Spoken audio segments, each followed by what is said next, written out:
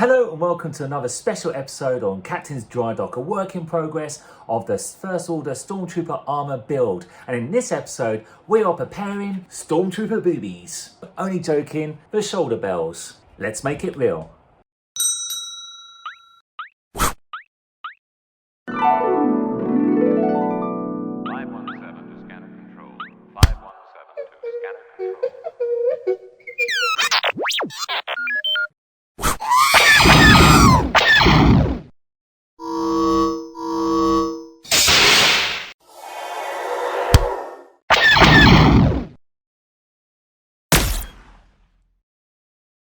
So with the shoulder bells, they have an internal lip. So it does look like one big object here, but all I need to do is cut out this, and that goes on the inside of here at the very top.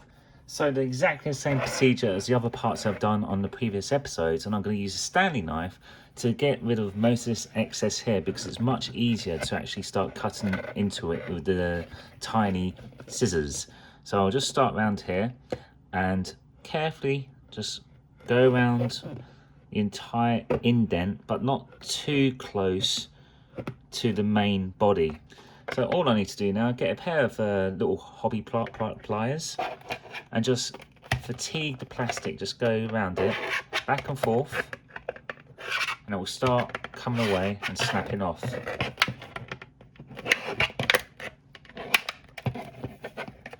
And there we go, just snaps off pretty much all in one piece. So before putting these together, I want to key off this shininess, because paint will not adhere well to such a shiny plasticky surface. And to do that, I'm going to be using some wet and dry, should I say 400 grit wet and dry sandpaper. Will give it a nice surface for the paint to bite into and not flake off. So here's the comparison, just about a couple of minutes work. That's nice and dull, and that surface is perfect for paint, and that's before. So I need to do the same thing to this one as I did to that.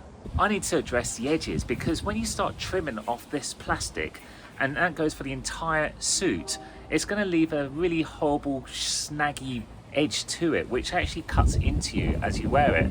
So what I need to do is address it with this mouse sander and just flatten them off, round it off, and so it's a nice edge to it.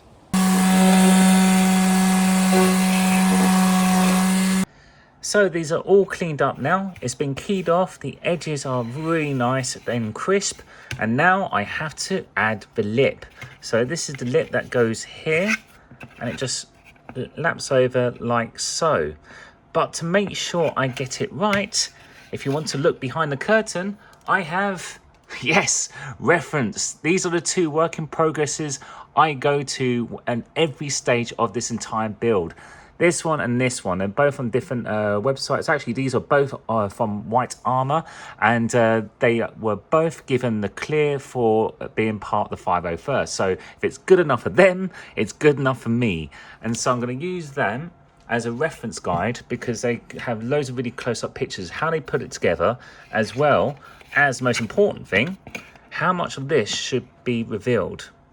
So the glue I'm going to use for this is E6000, so even if I get this wrong, at least I can actually peel it off afterwards, but it shouldn't be that case. Now I've seen a lot of people actually measure this out and making sure it's dead center, but I'm going to go rogue, and I'm actually just going to use my eye to make sure I get this right, because this glue is pretty good.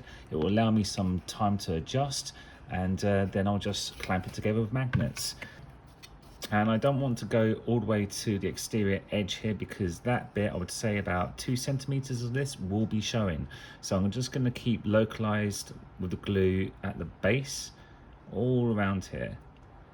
So nice coverage there, and at least 2 centimeters of no glue at the top there. And that's not looking too bad at all. Not bad for a first go. And what I'm going to do now is actually use some magnets to secure it in place. So one at the back and one at the front, and I'll just do a couple, because I want to move it around slightly to adjust. There we are. And then once I'm really happy with that, get some more secure clamps, and then clamp that all the way around the lip. and then leave that for 24 hours, and then that should be done. Now, the next thing I need to do is attach how they're going to fasten onto the yoke. Now, on my previous video, I go into detail about that. But if you'd missed that, no problems, I'll describe it now. So I'm going to use a thing called snap. So the same sort of thing you get on some of the garments in your wardrobe. You have two metal pieces, the male and the female. And what they do, put them together, and you barely hear that, but they snap together. And it takes some force to get them apart, so this is ideal to actually put these components together. Now, to do that, I need to make one of these, or to be precise, I need to make 4 of these. So the way it works, one goes here, one goes there, and the other 2 are actually in the yoke, and basically there is a piece of webbing that snap these 2 parts together. Now I need to make 3 more of these. I'm going to show you how I made it. So first off, I need to get hold of some webbing. There we go. As you can see, there's a texture. It's not really important, you can't really see it. So I'm going to mark this off at 4 centimeters. So I'm getting a Stanley knife here, just cut across. There you go. So I'm going to make 3 of those. And the next thing I need to do is actually use some fire, because here where I've actually cut this, as you can see it starts fraying off. So to avoid that, I'm going to use a good old tea candle, just like that, a little bit of fire. And all I'm going to do is just quickly run the ends where I've cut across the fire. And what that does, because this is synthetic, it melts it. So that melts it, and that's not going to fray now. There's a little tip for you. So this is a really good method of actually stopping that fraying happen again. And this is for mainly synthetic materials. Now I need to establish a hole, because this is the back part, this is the front part. So that goes in there like so, but I need to make a hole for the back part. So this little nipple here. And to do so, I've seen people use hole cutters. You can get them anywhere, so they cut through leather and all sorts of things like that. But I am going to use a soldering iron. Now, a soldering iron is really good for this, because this is synthetic. It means I can make a hole all the way through, and it goes in through really easy, and it melts the edges, which means that's not going to fray anytime soon. And all I need to do then is get hold of the back plate and then pop it through the hole, and there we go. It's as easy as that. This is a really quick way of doing it, and I do prefer this over a hole cutter, because it won't actually melt the edges and it might fray over time. Then I'll pop over the attachment there. Then I get hold of one of the plates. There we go, pop that there, and then I get the punch. And what I'm essentially going to do is mushroom out this bit here. And again, I've described this in my previous video, but again, this is for the people who missed that video, and I'm just going over it again. So if you are rolling your eyes and thinking, oh, I've seen this before, it's YouTube, you can fast forward. And then I'll pop this over there, and then with a hammer, give it a couple of whacks. Now, I'm not going to do it right now, because my baby daughter's sleeping and I don't want to make too much noise. However, as you've seen, once you do that, this is what you're left it with. And there we go. 4 made. In fact, I actually went outdoors to do this, so I wasn't going to wake up my daughter. And as you can see, they look fantastic. Now, I've seen people do variations of this method, but they actually use the plastic. They'll cut out a square piece of plastic, which is the same as this, an offcut, and then they'll make an indent and then pop this through, and so they've got a nice solid base, and that works great. In fact, I was going to do that, but I'm a little bit lazy, and this is much faster, as you've seen. So all I need to do now is stick one here and one here, and that will correspond with the other 2, which will be on inside the yoke on the other side. So I'm going to put some E6000 glue on this. Well, when I say some, I mean a lot. So all I need to do then is just stick that there. Then I'm going to use these rectangle magnets to fit it in place. And the great thing about this glue and this way of doing things, I can reposition this while it's setting. And that's it. Now I have to do the other 3. So what do you think? They're almost done. I just need to add some paint, or should I say primer first. But before I even do that, I got to make sure that the surface is clean. So it may look clean here, but there's like dust and there's dirt and also grease from my hands. And if I add any paint on this straight away, and 9 times out of 10, it might not work because it will start flaking off. So I'll need to use alcohol. Yeah, this is 90% alcohol, so don't drink it, but it's a great way of cleaning any surface. And also kitchen roll, so nice clean cloth will do, but kitchen roll is good enough. So I'm going to give this a wipe down and that'll be ready for primer.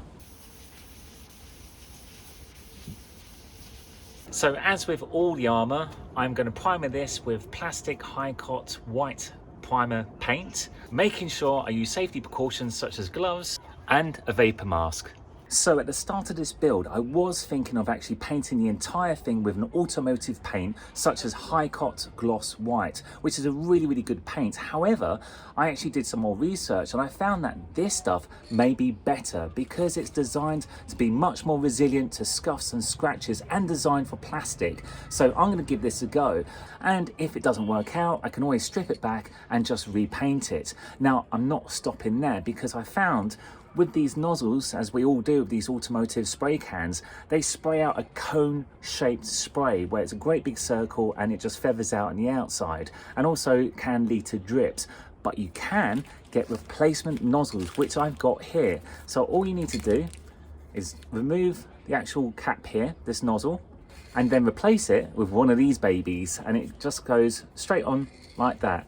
And now I'm going to get a lovely even fan surface, which is what the professionals do with their actual professional spray guns. Let's give it a go.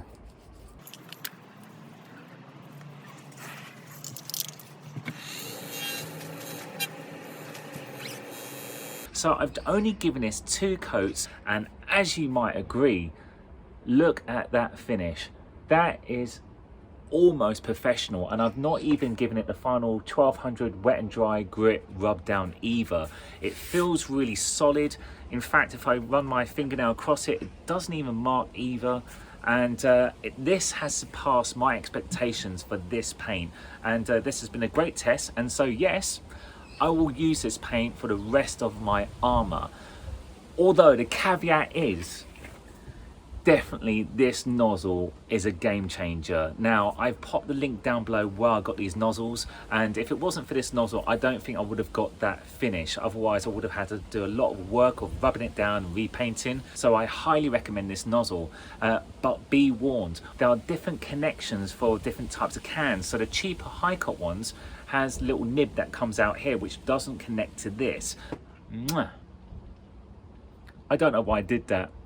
So after the last 2 episodes where there were like bigger items, this was a nice change. And in fact, if you're a bit intimidated by the Armour, I would actually advise you to start on these. It's a simple thing to start on, and it looks cool as well. It's very iconic to the actual Stormtrooper outfit. So until next time, if you want to see the future episodes, click on the subscribe button down below, and then you'll see the entire build in its completion. You take care.